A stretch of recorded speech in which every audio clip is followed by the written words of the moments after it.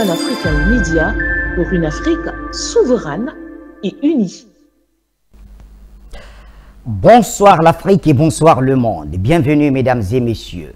Ce soir nous sommes avec un homme, un historien, un écrivain, un chercheur. Il a écrit l'histoire dans l'enseignement au niveau du Cameroun. Il a parlé aux Africains et beaucoup l'ont écouté. Aujourd'hui, beaucoup de ses disciples sont fiers lorsqu'on dit d'eux que vous êtes passé par l'école de Dr Jean-Claude Chouankap. Vous l'avez compris, c'est cet historien qui est notre invité ce soir. Dr Chouankap, bonsoir. Merci Bachir de m'inviter sur votre plateau. Je suis enchanté de ce que nous espérons que le monde va apprendre de nous. Et bien sûr, dégringolade de la France dans ses anciennes colonies, partenariat Russie-Afrique, partenariat BRICS-Afrique, dédollarisation possible de l'économie du monde. Nous parlons, Dr Chouankap, d'une Afrique dans le monde et avec un point d'interrogation. L'avenir, pour ne pas dire l'actualité, rejoint-elle l'histoire? C'est l'intitulé de notre émission de ce soir. Mais avant, Dr Chouankap, vous êtes entré dans ce studio avec un ouvrage à main. Cet ouvrage qui aujourd'hui, partout où on nous interroge, on dit de quoi il est question. Dr Chouankap a écrit, mais qu'a-t-il dit? Parlez-nous de cet ouvrage. Alors, l'ouvrage que les gens vont voir, c'est intitulé Cameroun 1960-2011. 50 ans d'indépendance et de réunification en 50 dates, expliquées et commentées. Oui. Avec un sous-titrage, Oui. des repères historiques chrono-événementiels pour analyser et comprendre les mutations sociopolitiques du monde des 50 prochaines années. Alors la question m'a été posée de savoir si on pouvait lire dans une boule de cristal, Oui. de savoir ce qui va arriver dans 50 ans. J'ai dit l'histoire a un fond passéiste, mais une dynamique du futur. Oui, et donc le titre de notre ouvrage voulait dire seulement que s'il faut comprendre demain Oui. comment les choses sont arrivées là, il faut revenir lire les 50 ans passés. Oui. Et j'ai pris pour point focal le président Paul Biya. Oui. Alors, il entre dans la haute administration du Cameroun en 62, mais il porte le titre de membre du gouvernement en 68. Et il le demeure pour qu'en 82, il prenne le pouvoir à la magistrature suprême. Oui. Cela veut dire que pour étudier et comprendre Biya lui-même, Oui. il faut retourner dans comment il est entré.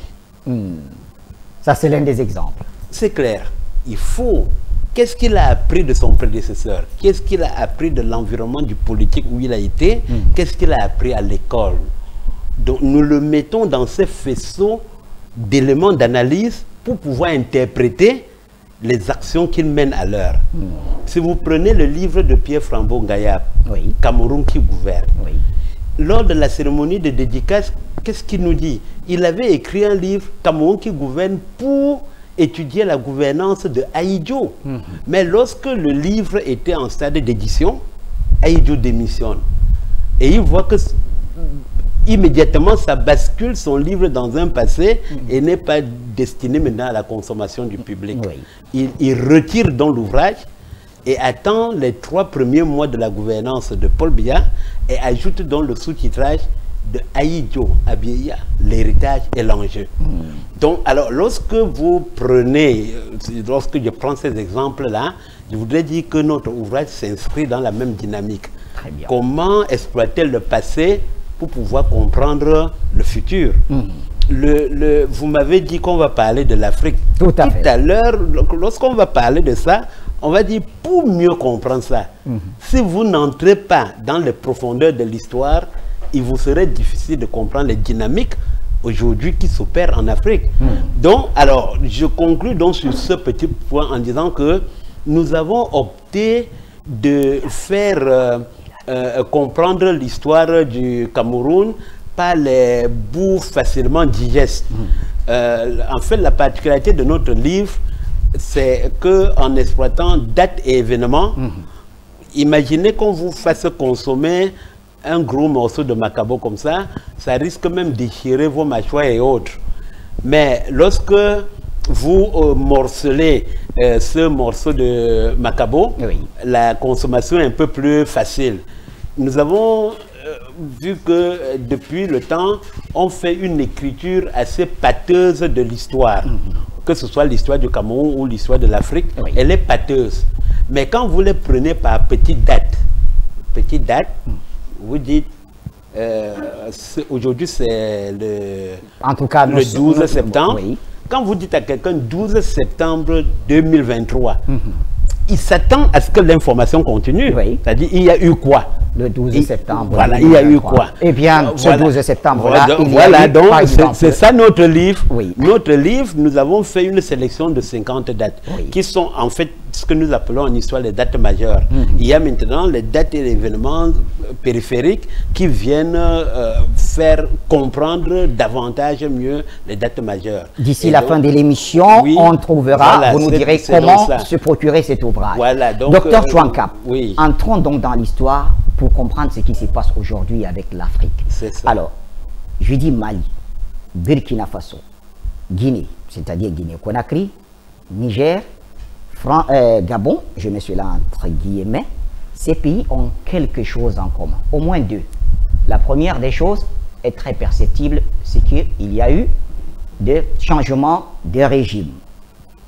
Par endroits, on a appelé ça révolution, par autres, prise de pouvoir inconstitutionnel ou anticonstitutionnel, vous nous en direz. Autre chose en commun, c'est que partout là, la France était présente, ou alors est présente. Alors, sommes-nous en train d'assister à la dégringolade de la France? Je venais de produire une émission quelque part sur un autre plateau que j'ai intitulé moi-même 200 ans, ça suffit. Et je prenais le repère du 5 juillet 1830, qui est considéré en histoire comme la date de référence de la présence française en Algérie. Oui. Et qui également s'inscrit dans la trajectoire de l'histoire comme le point focal du point de départ.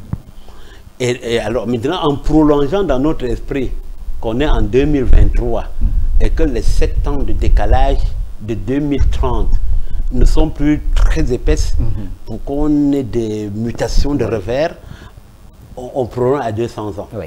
Et donc moi j'ai dit 200 ans, ça suffit.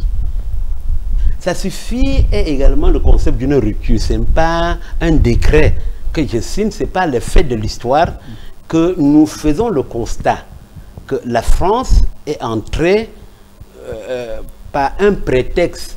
Le prétexte d'installation de la France en Algérie, c'est qu'on a dit que le Dé Hussein, comme on peut dire le roi d'Alger, aurait jusqu'aujourd'hui ce verbe au conditionnel, parce qu'on n'a pas les preuves matérielles du reproche qu'on lui adresse, aurait giflé le consul de France. Certains appellent ça camoufler, n'importe quoi, mais il reste constant qu'il y aurait eu un acte. La France utilise ça comme prétexte. Le mot prétexte est à son endroit, parce que ce que la France va faire vivre en Algérie n'était pas proportionnel à l'acte qu'aurait commis le Dé Hussein. Mais comme le regard français était tourné sur ce pays depuis un certain temps, et qui va prendre corps en 1811, après la défaite française dans la guerre contre la Prusse, la Prusse qui deviendra l'Allemagne plus tard. Donc, alors, 1830, 2030, on dit ça suffit. Ça suffit, je l'ai dit tout à l'heure, ce n'était pas un décret. C'est parce que l'évolution monde aujourd'hui prouve que la France ne peut plus, dans les mutations en cours, remettre et confisquer l'avenir de ce territoire comme hier. Bien, alors, si vous prenez maintenant l'Afrique de l'Ouest, il y a un numéro de Jeune Afrique qui a date 1978 et qui, à la une, célébrait les figures africaines et françaises qui ont marqué les 20 dernières années. On remonte en 58. 28 septembre 58 est la date repère. Le 28 septembre 58 serait la date du discours de Ahmed Sékou Touré. Vous avez même le stade du 28 septembre, qui est le stade, le lieu de la révolution guinéenne. Et c'est dans ce fameux discours que Sékou Touré s'adressait au grand de Gaulle grand de Gaulle n'était pas grand parce qu'il est seulement chef de France, mais il était grand même de par sa taille. 2 mètres 12, c'est la taille qu'on lui donnait à l'époque. Et donc, même par cette taille, il dominait le monde, il dominait sur les colonies. Et lorsqu'il entreprend de faire la tournée africaine, je vais revenir sur le mot tournée, lorsqu'il entreprend de faire la tournée africaine pour une nouvelle proposition, d'une nouvelle relation France-Afrique, il parle de la création de la communauté franco-africaine. Il est applaudi partout sauf à Conakry, où, de par son envergure politique, Ahmed Sékou Touré avait créé autre chose que ça. Et donc, l'histoire raconte, ça c'est un raccourci, les Foccart étaient partis avant pour préparer l'arrivée de De Gaulle. Ils étaient sûrs, ils avaient dit à De Gaulle, ça va se passer, parce qu'on avait déjà identifié Ahmed Sékou Touré au sein du RDA, Rassemblement démocratique africain. Voilà, il était quelque chose un peu qui résistait à la volonté de Houphouët-Boigny. Donc, on l'avait déjà identifié comme ça. Mais on s'étonnait sur l'accueil qui va réserver à cette affaire. On a entouré tout ça du voyage de Dakar pour que les applaudissements de Dakar puissent influencer la population guinéenne. Non, ça a raté. Ça a raté parce que, en fait, tel qu'il avait dopé sa population, on s'attendait à tout sauf ça, on devait conspuer la France. Donc, lorsque De Gaulle parle en premier, et dans la réponse, Ahmed Sékou Touré prononce le discours historique avec cette phrase retentissante: nous, peuple guinéen, nous préférons la liberté dans la pauvreté à la richesse dans l'esclavage. À l'heure où il déclare ça, les pancartes préparées pour la circonstance montent du fond de la salle. Vive l'indépendance de la Guinée. Le protocole n'avait pas prévu le retour du discours de De Gaulle. Choqué par l'affaire, De Gaulle se remet debout et dit: porteur de pancartes, baissez-les. Plus il le disait, plus les pancartes montaient vers le ciel. Et maintenant, il a dit: eh bien, je le dis encore ici plus haut qu'ailleurs, l'indépendance est à la disposition de la Guinée. Prenez-la avec toutes les conséquences qui en découlent. Après ce discours... Alors ça c'était pratiquement des menaces, Dr Chouankab. Qu'on va mettre en pratique dès le lendemain. La France n'a pas attendu 2 jours pour ça. Donc, dès le lendemain, la France va emporter tout ce qui pouvait entrer dans son sac pour partir et détruire tout ce qu'on ne pouvait pas prendre. Pour servir donc à Ahmed Sékou Touré la pauvreté dont il a fait la demande. Prends ta pauvreté. Et il y a même plus tard, là, c'est maintenant à titre d'anecdote, que Sékou Touré ira dans une mosquée à Washington lors d'une visite. Il va aller pour prier, il enlève les chaussures et un pied de ses chaussettes fait apparaître un trou qu'un journaliste va capter et dit que la pauvreté allait jusqu'à ronger les chaussettes de Sékou Touré. Et il est venu aux États-Unis demander les chaussettes. Bon, de toutes les façons, on a servi à Sékou Touré la pauvreté dont il a fait la demande. Nous sommes dans une nouvelle phase de décolonisation. Initiée aujourd'hui par des jeunes Africains. Je voudrais citer ici Assimi Goïta au Mali, et Ibrahim Traoré au Burkina, Mamadi Doumbouya en Guinée, justement, la Guinée des Sékou. Au Niger, on a Tiani qui est également là. Alors, est-ce que ce serait dans la continuité de ce que Ahmed Sékou Touré et ses pairs avaient voulu? Mais justement, c'est là où je parlais avec cette histoire. Lorsqu'en 1978, Jeune Afrique revient sur ce dossier, et il met à la une de son journal: en septembre 1958, ils voulurent changer l'Afrique, l'Afrique les a changés. Le il, c'est De Gaulle pour la France. En Afrique, il y avait Ahmed Sékou Touré pour la Guinée, Senghor pour le Sénégal et Houphouët-Boigny pour la Côte d'Ivoire. Ils voulurent changer l'Afrique, l'Afrique les a changés. Si dans notre émission nous disons 2 ans ça suffit, c'est parce que 200 ans ça suffit, c'est parce que nous sommes là, dans une Afrique, dans une France immobile dans sa pensée, qui croit continuer à domestiquer l'Afrique comme l'Afrique d'hier. Si la France avait même pris le repère de 78, là, 20 ans après, elle ne serait pas dans le même bévue d'aujourd'hui. Cela veut dire quoi? Que l'Afrique est en train de changer le monde. Vous avez parlé tout à l'heure d'un point d'interrogation. Je vais vous dire qu'à l'origine de l'impérialisme, les impérialistes disent que la carte de l'Afrique est même un point d'interrogation.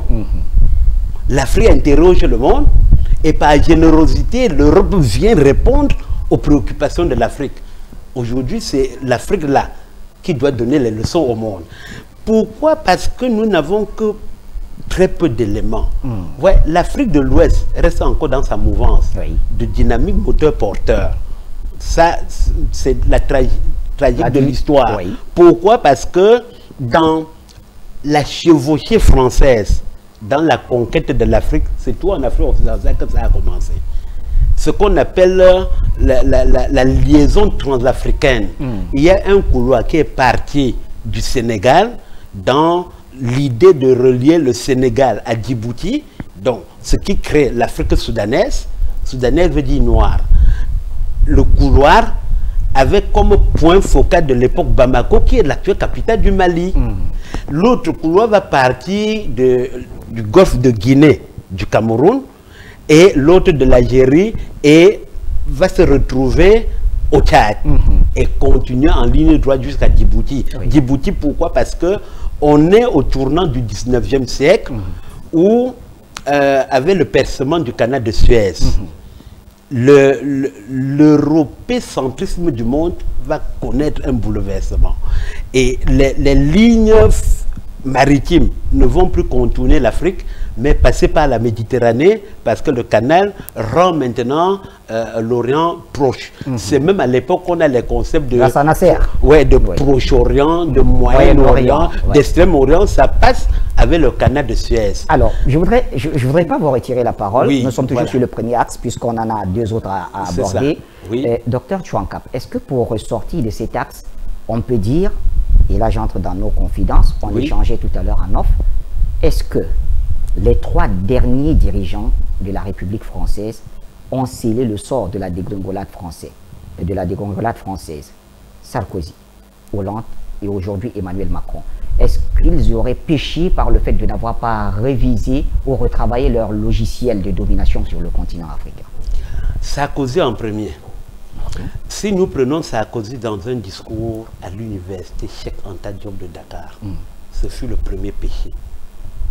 Parce qu'il a violé deux choses, au moins. Un, au Sénégal, et ensuite à l'université Cheikh Anta Diop au Sénégal. Qu'avait-il dit? Oui, que l'histoire, que l'Afrique n'est pas suffisamment entrée dans l'histoire. Il récupérait là une vieille pensée de Hegel. Oui, de l'allemand Hegel, 1830. Encore 1830. Encore des repères comme ça. Oui, 1830. Il a prononcé ce discours. L'Afrique était hors du monde, l'Afrique n'a pas de pensée, l'Afrique c'est les sentiments, l'Afrique c'est l'émotion, l'Afrique c'est tout ça. Et il le dit à l'université Cheikh Anta Diop. Ce qui a été marquant pour l'intellectuel, c'est que le département d'histoire de l'université Cheikh Anta Diop a répondu à Sarkozy pour lui dire que c'est lui qui était hors du monde. Vous voyez ça? Moi, j'ai eu à dire à un Français que on avait reproché à De Gaulle d'être myope, mais Sarkozy est entré dans l'aveuglement total. Et lorsque nous prenons ça, même avec son âge, on a dit qu'il n'a même pas l'âge pour comprendre l'Afrique. Et c'est pire donc avec Macron. Alors, vous allez lire l'ouvrage de Claude Vautier intitulé « 4 présidents et l'Afrique ». 4 présidents, il s'agit des 4 premiers présidents français, dont De Gaulle, dont Pompidou, Giscard d'Estaing et Mitterrand. Pourquoi Mitterrand? Parce que Mitterrand est le premier président socialiste de la France de la Ve République. Ils l'ont pris comme une césure de l'histoire pour dire que si hier c'est telle philosophie qu'apportent les socialistes comme réponse dans ces relations-là. Moi, j'ai commencé à écrire aussi en pointillé aujourd'hui que 8 présidents et l'Afrique, en prenant Macron comme le 8e. C'est un pointillé. C'est depuis dans ma tête que j'écris, c'est en pointillé. Mais la conclusion provisoire à laquelle j'arrive, c'est que si Macron ne fait pas attention, il va être celui qui va déposer la France à sa dernière demeure. Si l'histoire le lui pardonne, il va transporter le cercueil jusqu'à côté de la tombe et son successeur viendra faire descendre et faire la fossée. La dynamique de l'histoire est là-dedans. Et l'une des raisons qui explique ça, et que même les Français reprochent à Macron, c'est son arrogance. Qu'il n'y a pas de compatibilité avec l'histoire. Oui. Ouais, il faut savoir lire des signaux en histoire. Vous voyez, aujourd'hui, le Burkina d'aujourd'hui est l'allongement de Sankara d'hier. Oui. Les gens n'ont pas l'impression que 34 ans sont passés. On n'a pas l'impression. Quand on écoute les discours de Traoré, on n'a pas l'impression que ce temps est passé. Et ici, à Panafrican Media, sur la plume de notre directrice ici, on a intitulé le premier numéro du magazine de Panafrican Media, justement, Ibrahim Traoré ou la réincarnation de Thomas Sankara. Oui, et ce Thomas Sankara était le prolongement également d'une autre philosophie politique de l'époque. On a frappé Sankara rapidement parce que l'Occident a vu en lui l'émergence du communisme, qui est le principal mode depuis qui ont contribué à tuer les Oumnobe et autres. Nous le disons même en septembre, on est à l'anniversaire de l'assassinat de Oumnobe là. Oui, parce qu'on leur avait crédité de cette philosophie. Et dans le partage monde aujourd'hui, en bloc occidental et tout ça, même le Vatican s'était associé à ça pour dire que le communisme était essentiellement le fond de la pensée satanique. Et donc, les gens qui incarnent ça sont destinés à l'enfer. Et avant même qu'ils ne soient destinés, là, ils ne doivent pas pourrir l'enfer sur la terre des hommes. Et donc, lorsque vous prenez tous ces conglomérats aujourd'hui, vous comprenez que les mutations actuelles, si un président français ne l'a pas incarné et fonctionne avec les logiciels du temps de la traite négrière, il est lui-même voué à l'échec parce que l'émergence de l'Afrique n'a pas de frein. Les dynamiques qu'on a aujourd'hui, les repères qu'on a aujourd'hui, montrent que l'avenir de demain appartient à l'Afrique. Ce n'est pas un slogan. Ce n'est pas un slogan. Il y a un certain nombre d'éléments qui déterminent ça. On y reviendra certainement. Voilà, c'est ça. Alors, docteur Chouanka, la dégringolade de la France, j'insiste, est donc acté, comme on dit parfois. Acté, oui, du point de vue historique, qui se rejoint à l'actualité, comme notre intitulé. Certainement, il profite aux Africains. Vous l'avez dit, l'avenir appartient à l'Afrique. Mais quelle est votre approche de la relation russo-africaine, des nouvelles relations de la Russie avec l'Afrique? Ça m'intéresse parce que vous avez dit nouvelles. Oui. Parce que les gens croient que ça vient de commencer. Et c'est pour ça que je vous disais tout à l'heure qu'il faut inscrire ça dans la dynamique de l'histoire. Oui. L'ouvrage auquel on a fait référence, qui est le mien, traite la date du 1er janvier 1960, reconnue officiellement comme la date de proclamation de l'indépendance du Cameroun. Encore qu'il y a beaucoup de points d'interrogation. Oui. Mais ce que nous écrivons là, et que nous prenons aussi du père Angèle Benvin, c'est que c'était l'une des proclamations les plus courues. D'ailleurs, c'est l'unique en cette année 1960. Si on dit que 1960, c'est l'année des indépendances, c'est compte tenu de la vague qui vient en août. Mais le premier pays à accéder à l'indépendance, 1er janvier, et pays unique, c'est le Cameroun. À la tribune à Yaoundé, il y avait 2 représentants de la Russie, 2 représentants de la Chine. Tous venaient pour voir sur le terrain l'aboutissement des grands débats qui ont eu lieu aux Nations Unies portant sur l'indépendance du Cameroun. Oui. Donc, la Russie n'apparaît pas aujourd'hui. Si la Russie, à l'université Lumumba, ce n'est pas d'aujourd'hui, puisque Lumumba lui-même est parti il y a longtemps. Vous voyez? Mais pourquoi est-ce qu'on n'a pas vu cette Russie parmi les colonisateurs? Pourtant, la même Russie était quand même à la conférence de Berlin, mais elle n'a pris aucun territoire sur le continent africain. Mais justement, non, c'est là, quand vous faites référence à ça, cela veut dire que la position de la Russie anticoloniale ne date pas d'aujourd'hui. Ça ne date pas d'aujourd'hui. La Russie était on dit que la conférence de Berlin, Oui. n'est-ce pas, c'est 14 nations, Oui. dont 13 européennes. La Russie, elle est européenne dans ce décomptage-là. Oui. Et l'unique, le 14e nation, c'est les États-Unis. Oui. Et lorsque nous prenons comme ça, vous allez voir que les États-Unis étaient à la conférence de Berlin, n'avaient pas voix au chapitre. C'est l'Europe qui réglait son compte sur le monde. Mais les États-Unis étaient également à la conférence de Brazzaville, c'est-à-dire tenue par la France en 1944, et n'avaient pas voix au chapitre. Les États-Unis d'aujourd'hui, ce sont les États-Unis de hier qui ont vu le monde partir et qui aujourd'hui disent notre tour de parler est arrivé. C'est ça les États-Unis d'aujourd'hui. Et là, en 1944 à Brazzaville, qu'est-ce que les États-Unis entendent?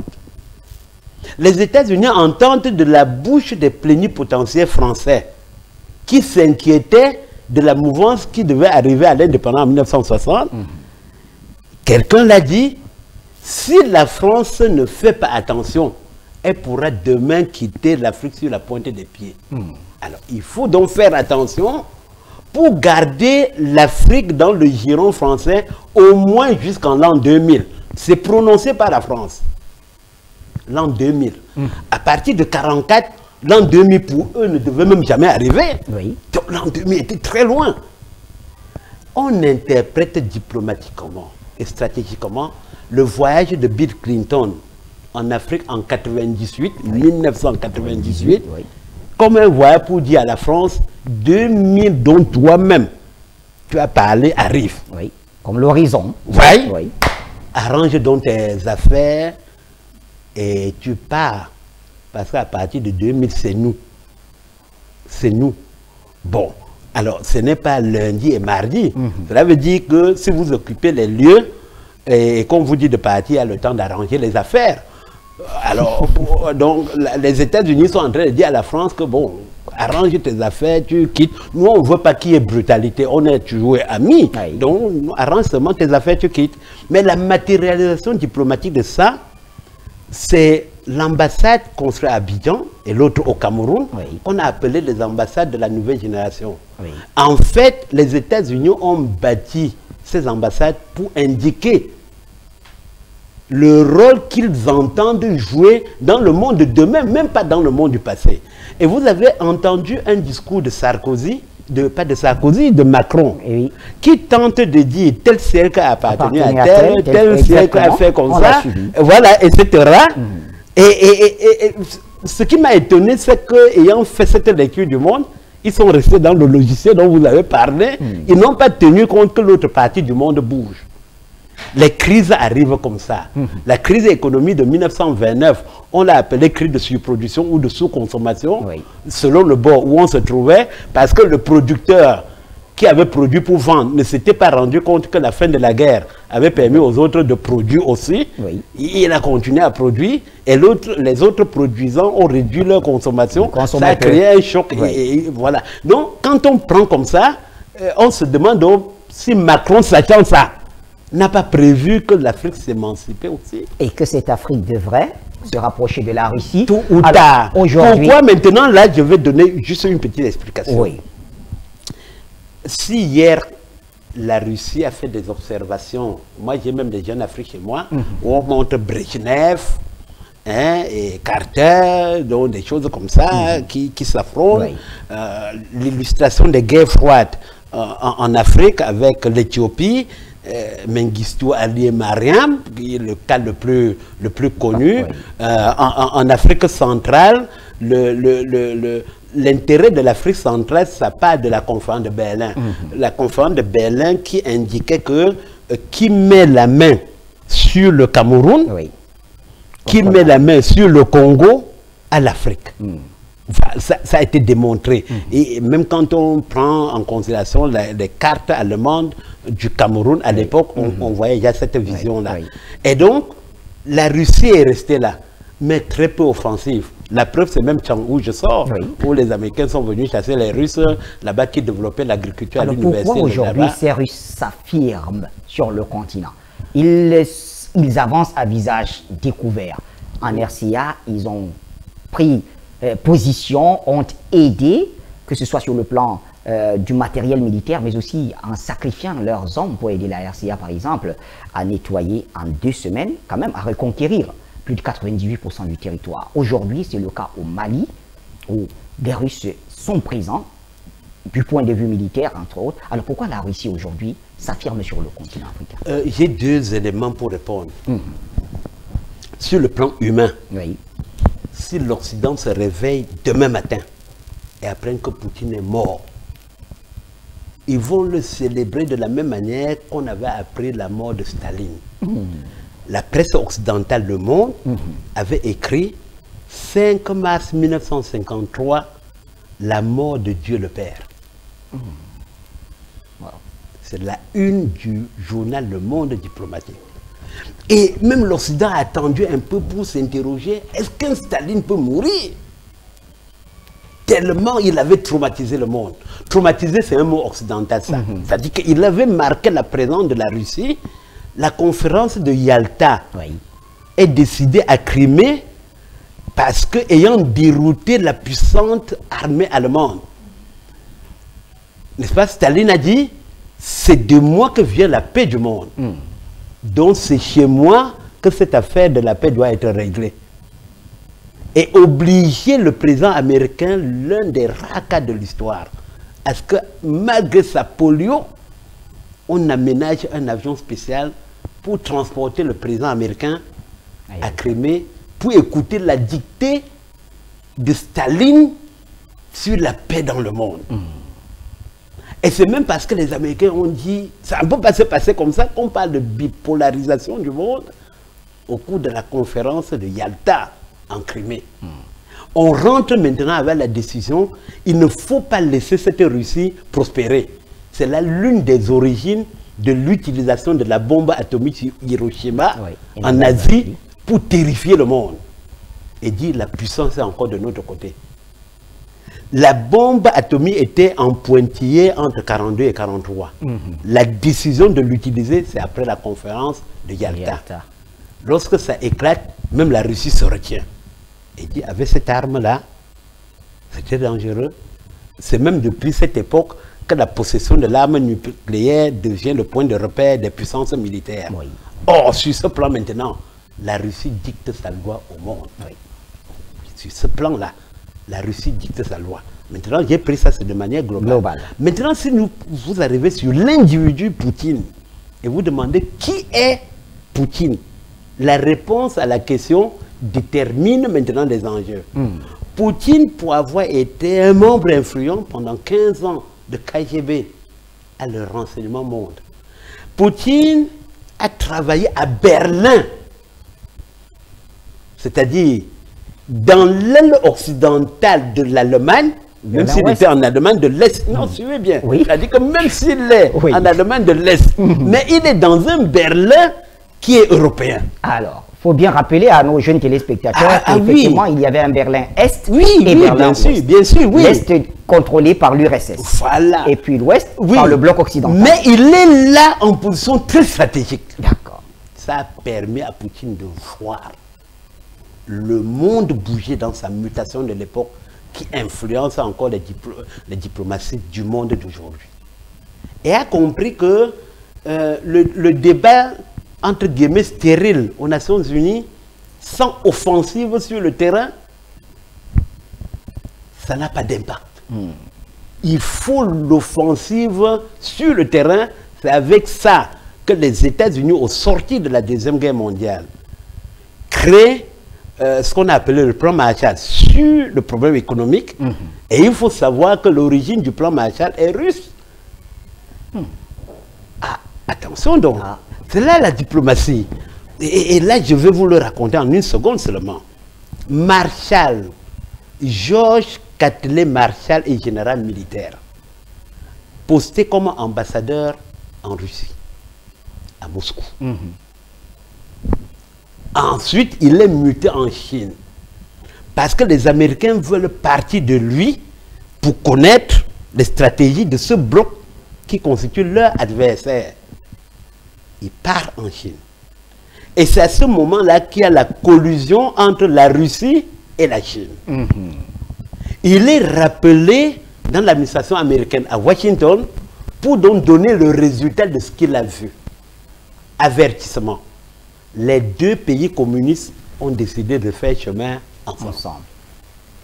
Et si les États-Unis ne se déploient pas dans le monde pour lutter contre la pauvreté qui est le terreau du communisme, l'Europe sera communiste et le monde avec.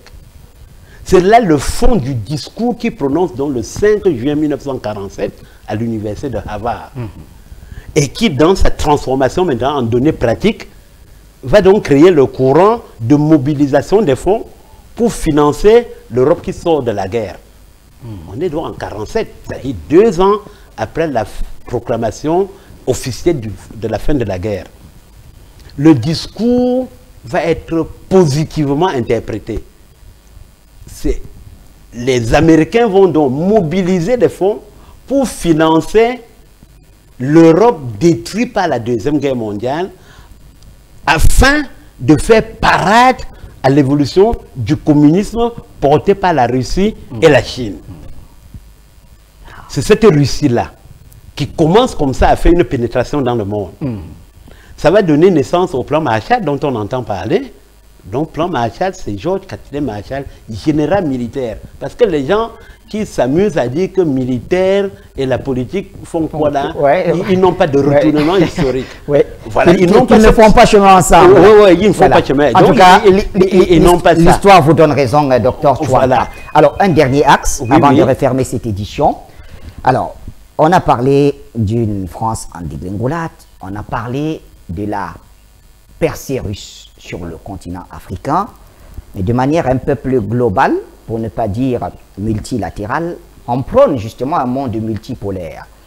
Les BRICS portent cet idéal qui devrait, à court terme, aboutir à ce que les géopoliticiens ont appelé la dédollarisation de l'économie mondiale. Quelle est votre approche? Alors, le dollar est parti de quand? 1944 encore. La conférence de Bretton Woods qui se tient au mois de juillet 1944 authentifie donc le dollar comme la monnaie de référence internationale. Et la virgule pour nous, c'est que dans la politique de l'exceptionnalité française, ils vont aussi passer au CFA avec nous, avec l'Afrique, comme ça, pour parler aussi de l'exceptionnalité française dans le sous-contexte de sa sous-région. Bien, alors, le dollar devient l'instrument de contrôle de l'économie mondiale, qui est un vœu des États-Unis depuis la crise économique de 1929. On n'a pas le temps de faire l'histoire même de ces mutations. Maintenant, les BRICS, c'est quoi? Nous apprenons là que le G20 s'est réuni en Inde, là, à New Delhi. Quelques semaines après le 15e sommet des BRICS en Afrique du Sud. Alors, moi qui étais très faible en maths, je suis en train d'apprendre beaucoup de choses maintenant en politique. Les intersections, inter-B, qui doit réunir les éléments communs de l'ensemble A, de l'ensemble B. C'est avec ça maintenant que je fais la lecture du monde, par les signes mathématiques. Alors, hier, c'est la Russie qui veut réunir son 2e sommet France-Afrique. La bataille en Occident, c'est que ça ne doit pas avoir lieu. Ça a lieu. Les Occidentaux se mettent maintenant à faire des comparaisons. À Sochi, il y avait 40 présidents africains. À Saint-Pétersbourg, il n'y a que 19. Non, c'est là où l'histoire lit l'inverse. L'histoire ne lit plus le sommet de Saint-Pétersbourg en termes de nombre de chefs d'État, mais en fait de ce que ça a eu lieu. Ouais, parce que l'objectif de l'Occident, c'était que ça n'ait pas lieu. Puisque, en tout cas, beaucoup d'anecdotes, il y a eu quand même plusieurs tentatives d'intimidation de certains dirigeants pour qu'il n'y aille pas.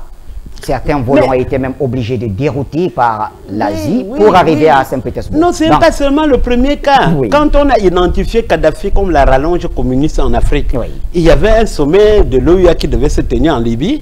Et on a envoyé des émissaires comme ça pour dire, vous mettez pied en Libye, vous allez nous rendre compte. Quelques chefs d'État qui sont allés ont été convoqués à Washington pour s'excuser, faire amende honorable pour être encore quelque chose dans le monde. Donc ce n'est pas la première fois. Les Jeux Olympiques à Moscou, nous n'irons pas à Moscou après que l'armée rouge soviétique soit entrée en Afghanistan en 79, les Jeux de Moscou ont été boycottés par la classe occidentale. Donc ce n'était pas la première tentative. Mais maintenant, avec l'évolution du monde, on a dit ça a eu lieu quand même. Et là, il devait prendre l'Afrique dans ça. Je ne sais pas le nombre de chefs d'État africains qui étaient. Mais je vais vous faire la révélation qui est en politique des faits majeurs. Biya y était. Oui. Vous savez pourquoi c'est important? Je ne le dis pas parce que je suis au Cameroun. Oui. C'est parce qu'il était doyen.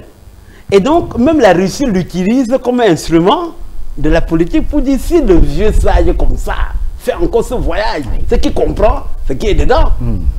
Et là, maintenant, les Touadéra qui peut-être allaient en essai, voient encore dans la présence de Biya une donnée supplémentaire de leur espoir que demain ne sera plus comme hier.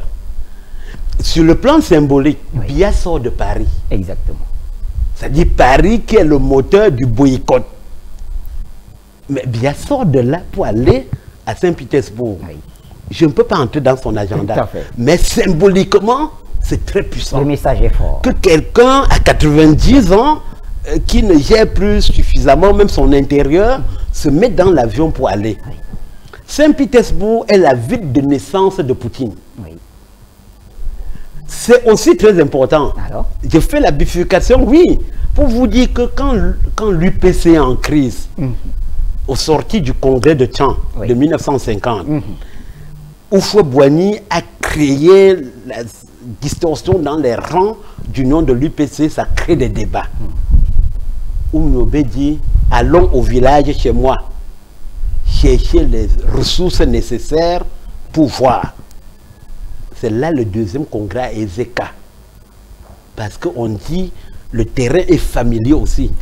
Quand Chirac, pas Chirac, quand Mitterrand voulait engager son deuxième mandat, il s'est retiré à Journiac, son village, pour écrire la lettre aux Français. Ça lui a pris 1 mois. Chaque soir, il lisait pour voir les virgules. C'est là pour dire que le chez-soi est par moment maintenant le lieu essentiel de la ressource. Si le sommet n'avait pas eu lieu, vous aurez vu des commentaires qui auraient dit, même chez lui, il a échoué. Même chez lui. Donc, en convoquant même ce sommet à Saint-Pétersbourg, c'était même un défi émotionnel pour Poutine lui-même.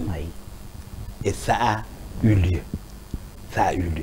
Et on a vu les images, on a vu les promesses, on a vu même que ces promesses commencent à porter fruit. En tout cas, Pan-African Media y était, et donc les images ont circulé. Voilà. Donc, on a vu tout ça. Bien maintenant, les BRICS, c'est quoi? Ça va marquer le monde de demain. Première chose, les BRICS ne sont pas une zone géographique déterminée. Voilà. Tout à fait. Voilà. C'est d'horizons divers. La Chine. Et cette diversité crée des problèmes à l'Occident. 1. 2. C'est porté par des pays qui ont pratiquement une histoire commune en termes d'impérialisme.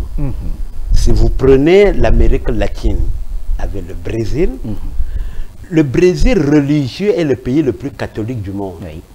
Mais le Brésil est également dans cette catholicité le porteur de la théologie de la libération, qui donc dans son essence combat le capitalisme avec tous ses travers. Conclusion, est donc l'antithèse du monde capitaliste de l'Occident.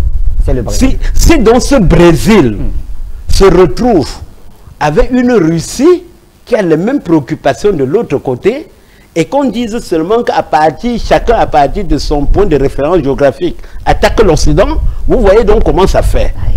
Troisième chose maintenant, quand vous y ajoutez la Chine, quand il dit ajouter, c'est pas dire que la Chine est l'Afrique du Sud le plus bas. La Chine aujourd'hui, c'est quoi? C'est la Chine des traités inégaux. On a même une leçon comme ça en troisième. La Chine des traités inégaux. Et les traités inégaux, c'est l'Europe qui venait se partager la Chine, n'est-ce pas?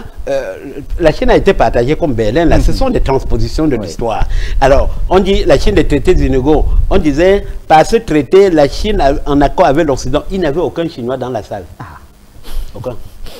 Mais le texte dit que par ce traité, la la Chine, en accord avec, fait ceci. Oui. Vous entendez la fameuse route de la soie, qui est actuellement le slogan, entre guillemets, impérialiste de la Chine. Oui. Que dit la Chine?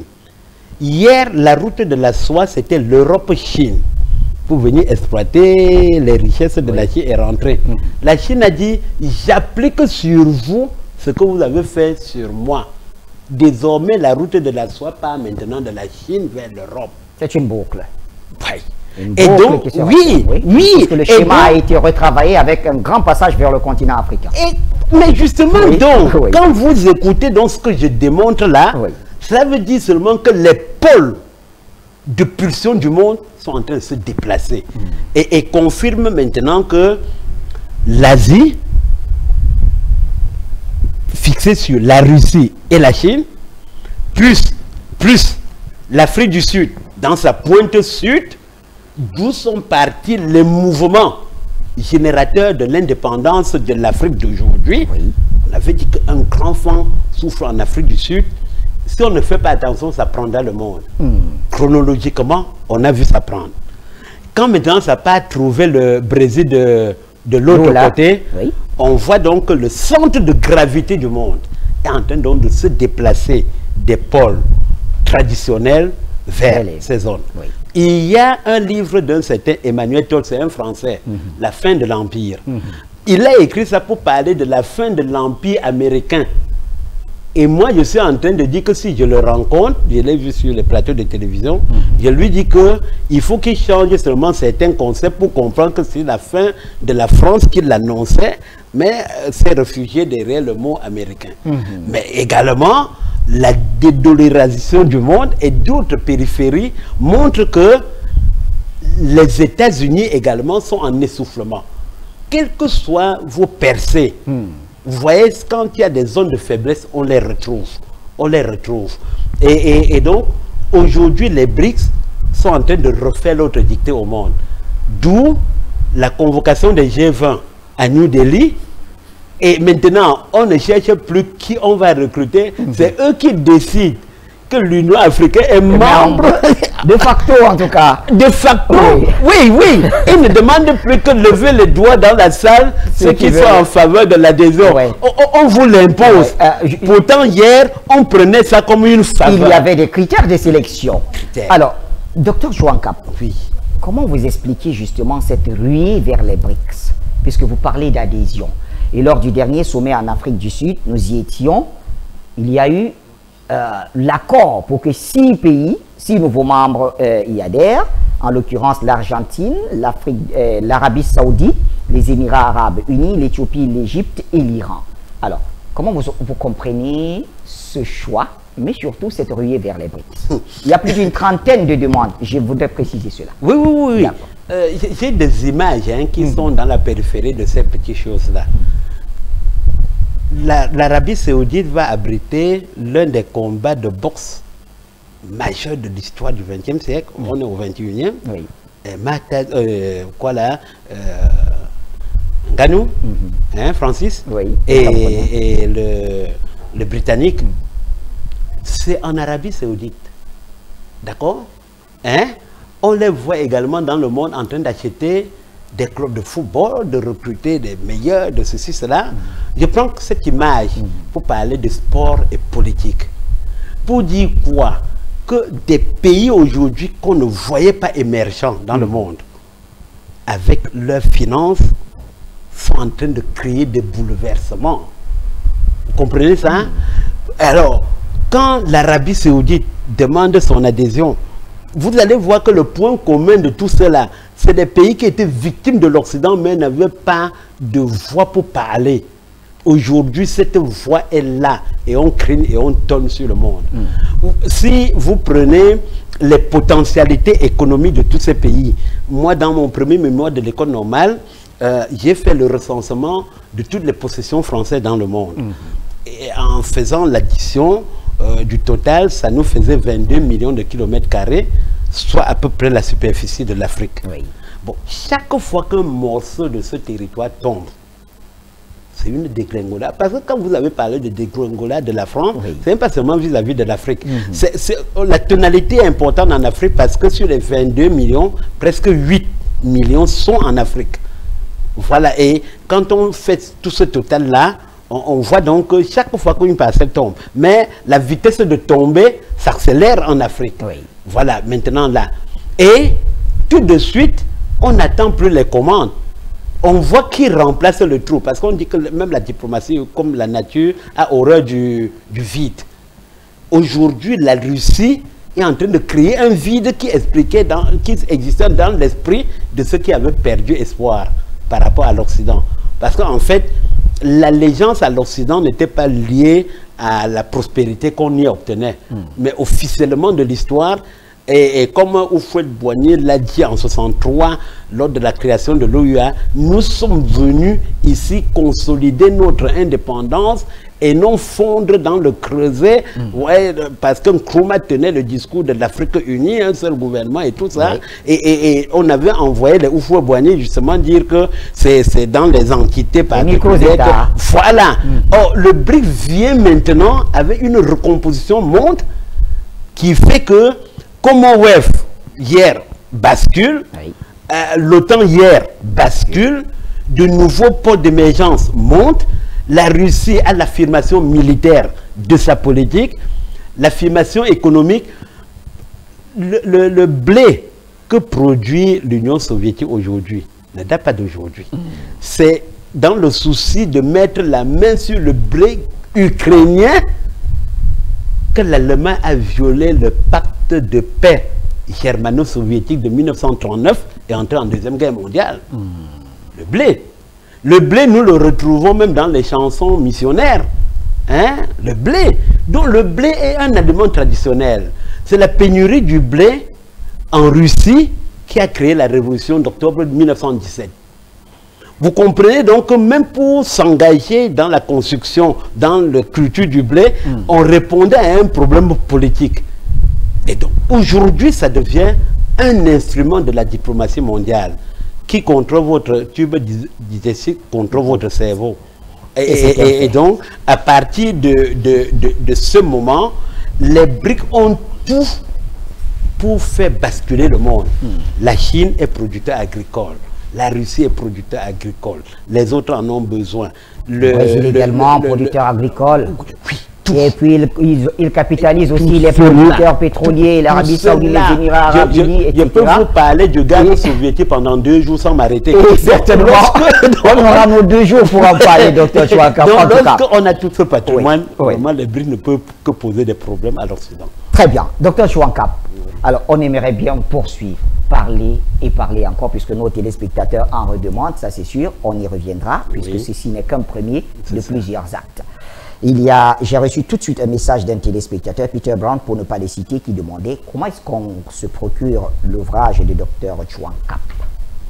Ah bon, c'est une préoccupation. Je crois qu'on va répondre facilement en disant qu'il faut d'abord voir votre chaîne de télévision. Voilà, Pan-African Media. Voilà, et puis on aura la on vous assurera bien sûr la livraison jusqu'à domicile. On vous donnera plus de détails. Voilà, c'est ça. Docteur Chouanka, qu'est-ce qu'on peut vous souhaiter au moment où nous refermons cette édition?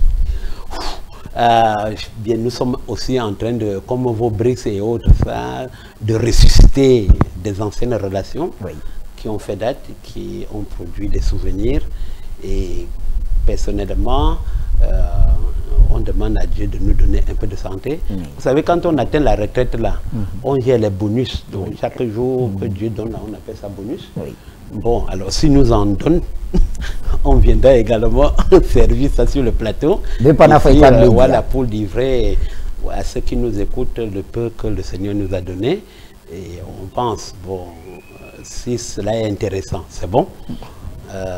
Si on a des avis pour améliorer, on peut le faire.